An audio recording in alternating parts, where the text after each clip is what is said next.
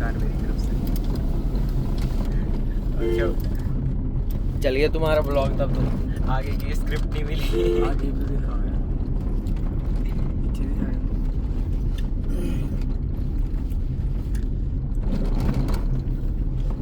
अरे यार ये तो मित्रों वैसे नमस्कार, मेरा नाम है अरुण चमोली और अभी मैं जसोली से और रुद्रप्रयाग की तरफ जा रहा हूँ। दोनों ही जो रुद्रप्रयाग जो है गांव है और जो रुद्रप्रयाग जिला है। शहर है, जिला मुख्यालय है और जसोली गांव है। तो जसोली में एक्चुअली सप्ताह या भागवत या श्रीमद् भागवत हो रहा है और हम अभी रुद्रप्रयाग जा रहे हैं। प्रयाग से आप लगा सकते हो कि वहाँ पे दो नदियाँ मिलती हैं, मंदाकिनी और आपकी अलकनंदा। तो वहाँ पर बद्रीनाथ और केदारनाथ से आने वाली नदियों का संगम होता है, फिर वो अलकनंदा बन जाती है। अब आपके मन में प्रश्न आ रहा होगा कि अगर मंदाकिनी आ रही है और अलकनंदा भी आ रही है तो आगे नदी का नाम मंदाकिनी क्यों नहीं है, सिर्फ अलकनंदा ही क्यों हो गया? क्योंकि जो पीछे से आ रही है। इसका कारण ये है कि प्रयाग में जो नदियाँ होती हैं, जो बड़ी नदी होती है उसी का नाम लिया जाता है। जैसे आपका अगर अलकनंदा आती है और विष्णुप्रयाग में धौली गंगा आती है तो वहाँ पर वो जब मिलती हैं तो वहाँ पर विष्णुप्रयाग बनता है, तब भी उसका नाम अलकनंदा होती है क्योंकि अलकनंदा एक बड़ी नदी है, उसका स्वरूप और बड़ी नदी है। फिर आपका वैसे ही होता है, उसके आगे पुष्पगंगा मिलती है, उसके आगे विरही गंगा मिलती है, फिर बालखिला मिलती है, फिर आपकी नंदाकिनी मिलती है नंदप्रयाग में। फिर आपकी जैसे वहाँ पे भी आपका संगम है तब भी उसका नाम अलकनंदा ही होता है, जैसे मैंने पहले बताया था आपको। फिर कर्णप्रयाग में आपका पिंडर नदी आती है जो कि पिंडारी ग्लेशियर से आते हैं। बागेश्वर में पिंडारी ग्लेशियर है और वहीं पे इसका उद्गम स्थल है। तत्पश्चात वो आपके रुद्रप्रयाग आती है, यहाँ पर आपकी मंदाकिनी आती है जो कि केदारनाथ के पर्वत जो चौखंबा पर्वत है वहाँ के ग्लेशियर से आती है। इसके आगे ये चली जाती है आपकी देवप्रयाग में आपकी भागीरथी आती है। भागीरथी अलकनंदा से मिलती है, लेकिन भागीरथी के साथ दो नदियाँ और है, मतलब जो मिलती है वो है भिलंगना और भागीरथी। और ये टिहरी से होती आती है, मतलब ये तो टिहरी में तीन नदियाँ हुआ करती, उसको त्रिहरी नदियाँ बोलते थे। तो उसके बाद जो पौराणिक उसके अनुसार मैं बता रहा हूँ आपको, लेकिन जो महत्वपूर्ण नदियाँ वही भागीरथी, भिलंगना और आपका वो फिर आपको देवप्रयाग में मिल जाती है। तो वहाँ से ये गंगा का रूप ले लेती है। उससे आप कुछ दूरी को और जाएंगे तो एक जगह ब्यासी पड़ता है। तो ब्यासी में आपका नदी है जो कि आपकी सतपुली से आती है। उस नदी को आपका बोलते हैं नयार नदी, पूर्वी नयार। तो पूर्वी नयार जब अलग ये गंगा से मिलती है तो वहाँ पे ब्यास घाट मिलता है। उसके बाद कोई भी आगे ऐसे कोई बड़ी नदी नहीं मिलती है। और उसके बाद जो नदी है वो तराई के क्षेत्र में जाना शुरू हो जाती है। ऋषिकेश से इसका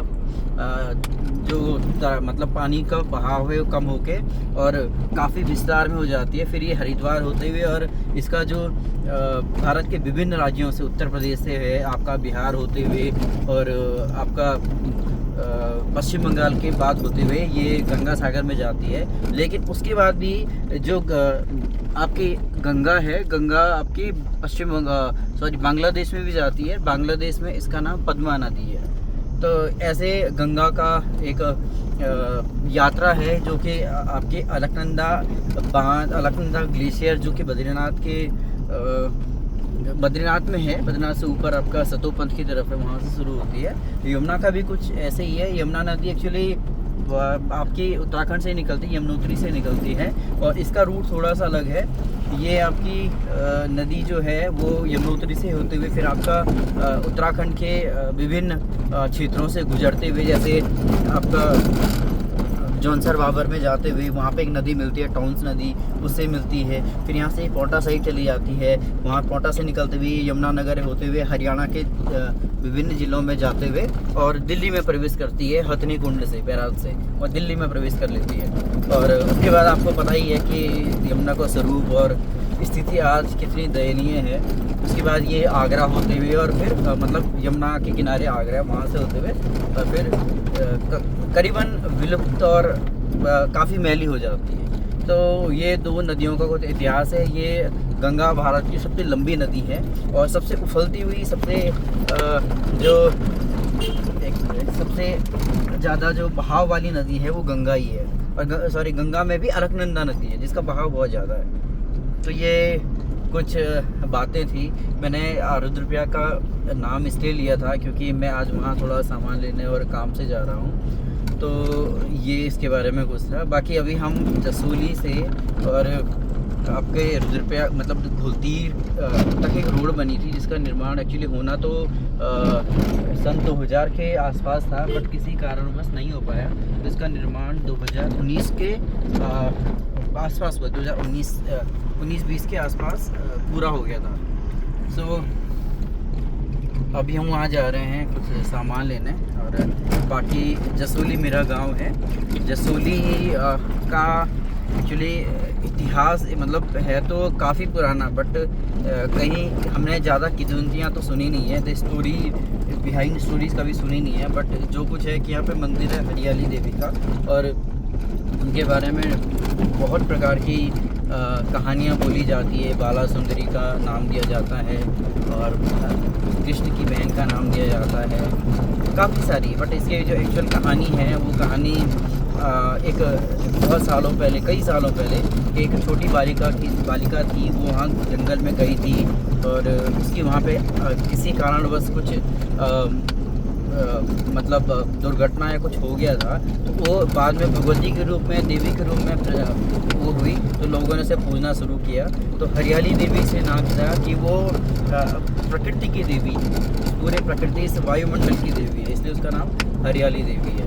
और बहुत महत्व है इसका। ये 5 पट्टियों की देवी है यहाँ पे, जिसमें धनपुर, रानीगढ़, बछड़ शिव, काफ़ी सारी पट्टियाँ आती हैं।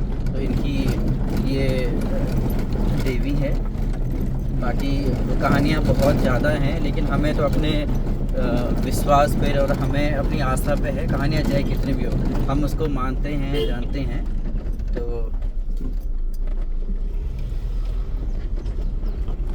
कहानियाँ चाहे कुछ भी हो, भारत में हर जगह आपको किसी भी देवी देवताओं के ऊपर कहानियाँ मिल जाएगी कि ये देवी, ये देवता का मतलब जन्म यहाँ हुआ था, ये सारी चीज़ यहाँ थी। बात सच भी है, क्योंकि वो देवी वो हम जैसे साधारण पुरुष थे नहीं। वो आज कहीं तो कल कहीं। आप राम जी की ले लीजिए, राम जी का जो जन्म है वो हुआ था आपका अयोध्या में, सरयू नदी के किनारे। अब लेकिन उनकी यात्रा श्रीलंका तक गई थी। लेकिन बहुत सारे लोग और कथाएं ये भी है कि उत्तराखंड भी आए थे। उत्तराखंड में जो देवप्रयाग है, देवप्रयाग में उन्होंने गंगा के तट पे उन्होंने मतलब अपने पिताजी का तर्पण किया था और तपस्या की थी। तो भारत में एक ही मंदिर है, रघुनाथ मंदिर, वो आपका देवप्रयाग में है। वो वैसे ही आपका विदाकोटी है, विदाकोटी देवप्रयाग में ही है, जो कि पुराना रास्ता था आपका, चट्टियाँ हुआ करती थी पहले। तो विदाकोटी में राधा जी को विदा किया गया था, और वो आगे सीता धार भी है, ऐसा कुछ बोला जाता है। तो काफ़ी सारी चीज़ें हैं। मतलब हमने सुना नहीं है कि राधा, राम और ये मतलब राम जी इधर की तरफ आए थे, लेकिन भगवान थे तो वो आ सकते थे कहीं भी। बहुत सारी उनकी कहानियाँ हैं भारत में अलग अलग तरीके से। तो अभी जो आप रोड देख लोगे, घुलतीर वाली रोड है, और ये हम लोगों का पुराना एक रास्ता था। और आज भी जब हम उत्तर प्रदेश का हिस्सा थे तो जो आना जाना था इस क्षेत्र का, उसका रास्ता यहीं से था। तो लगभग इसी जो दूरी है मेन राज्य मतलब NH से, नेशनल हाईवे से, वो करीबन 4.5 या 5 किलोमीटर है। और ये बहुत सारे गाँवों का हिस्सा था। अब नीचे मवाना गांव है, जमडोब है, और चंद्रा ढूंगी एक गाँव हुआ। इसके अलावा कोट हो गया, कोट के बाद आपका जसोली, और फिर कोदिमा और कांडा। बहुत सारे लोगों का ये एक गाँव है। अभी भी जो शव यात्रा होती है अंतिम, वो इधर ही से जाती है। उसका जो पुराना रूट है वो यहीं से है। बाकायदा अब लोग गाड़ियों का प्रयोग करने लग गए हैं, लेकिन अभी भी यही एक इसका रूट है। तो यही था आज इसके बारे में। ठीक है, आगे के बारे में बात करते हैं। Thank you.